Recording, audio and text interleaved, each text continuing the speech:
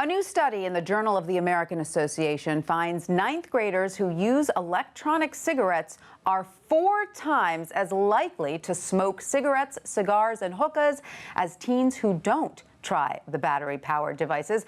The research seems to confirm fears among health officials that e-cigarettes are becoming a gateway to traditional cigarettes. Joining us now to discuss is WSJ reporter Tripp Mickle. Hi, Tripp. Thanks for being with us. So, Tripp, thanks for having me. This study focused mainly on 9th and 10th graders who tried e-cigarettes before entering high school, correct? What exactly did the researchers find?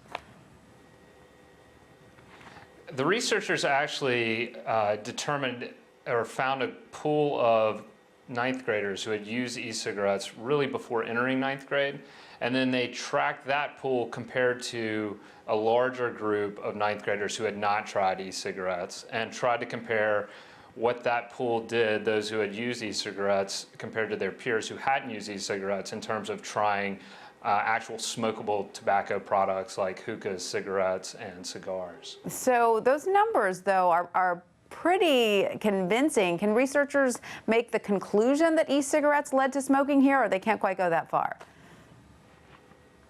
The real significance of this study is not drawing a conclusion about whether or not e-cigarettes lead to use of cigarettes. The real significance is this is the one of the first studies of its kind to really analyze whether or not there is some correlation between e-cigarette use and cigarette use.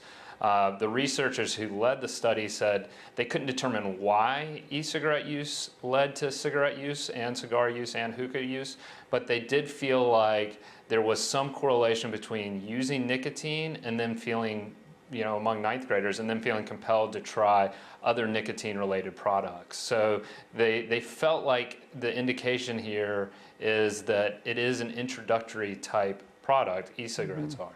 Now, what is the FDA's role in all of this? I mean, this is a $3.5 billion industry that remains largely unregulated. Could studies like this soon change the FDA's sidelining of this industry? What it's really going to do is it's going to escalate pressure among lawmakers and public health advocates who have been concerned about e-cigarettes for a long time. Over the past year, the FDA has been processing a proposal of rules that it put forward in April of 2014.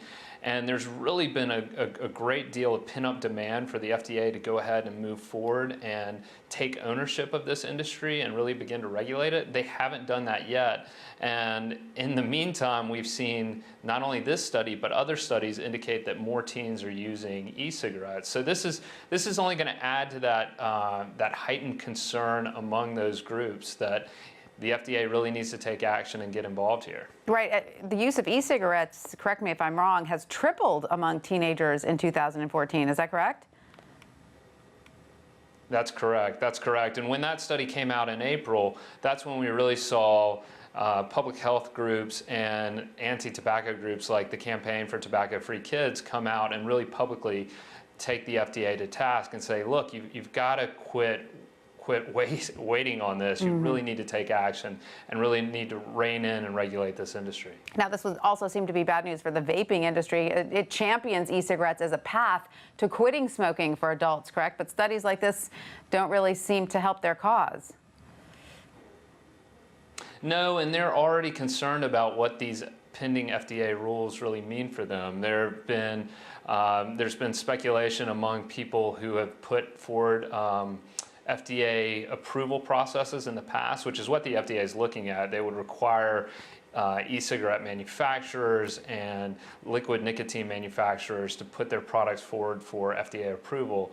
There have been estimates that could cost anywhere from $2 million to $10 million, and that is just way too much for a lot of the small businesses that have sprung up in this $3.5 billion industry. Absolutely. Well, I know as a parent myself, I'm definitely concerned about e-cigarettes. So thank you so much, Tripp, for all that.